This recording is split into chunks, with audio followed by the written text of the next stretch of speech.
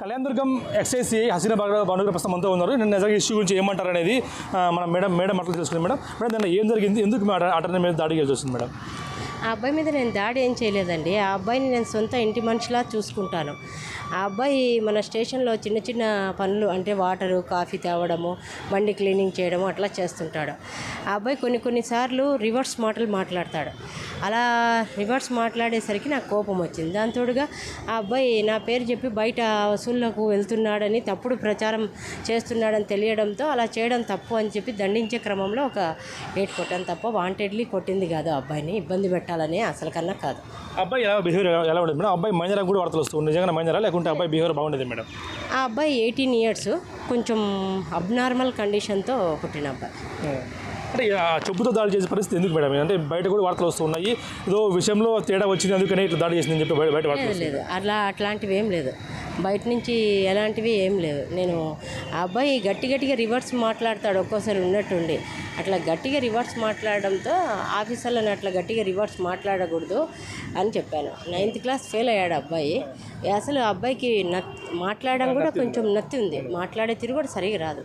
అందుకని నేను అబ్బాయిని చెప్తే వినవు, అన్ని రివర్స్ మాటలు మాట్లాడుతుంటావు అని చెప్పేసి అట్లా కంప్లీట్ ఇచ్చారా మేడం? మీ మీద కానీ అబ్బాయి మీద కానీ మీరు కంప్లీట్ ఇచ్చారా మేడం? లేదు, వసూలు చేస్తారని చెప్పి అంటున్నారు కదా, వసూలు విషయంలో కంప్లైంట్ అలాంటి సమాచారం రావడంతో ఆ అబ్బాయిని దండించాను అంతే. ఆ అబ్బాయి మీద నేనేం కంప్లైంట్ ఇవ్వలేదు. మీ కమిషనర్ ఏమైనా డిప్యూటీ కమిషనర్ కలిసారు, ఏమన్నారా మేడం? అట్లేం చెప్పలేదు సార్. అది ఏదైనా ఉంటే ఎంక్వైరీ చూస్తాను అన్నారు అంతే. అంటే జరిగిన దాడి విషయంలో మీ తప్పు ఏం లేదా మేడం?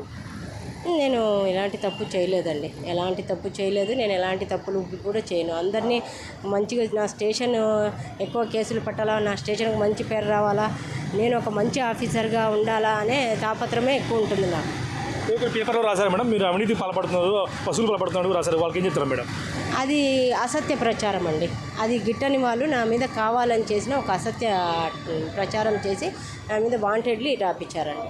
దాన్ని కూడా నేను ఖండించానండి. ఈ వీడియో తీయడంలో కూడా కుట్ర ఉందా మేడం? ఎందుకంటే వీడియో తీసి బాగా పబ్లిసిటీ చేయడంలో కూడా, ఎందుకంటే వీడియో బాగా వైరల్ అవుతా ఉంది, ఇందులో కుట్ర ఉంది అంటే కూడా అబ్బాయి కూడా ఆరోపిస్తూ ఉన్నాడు.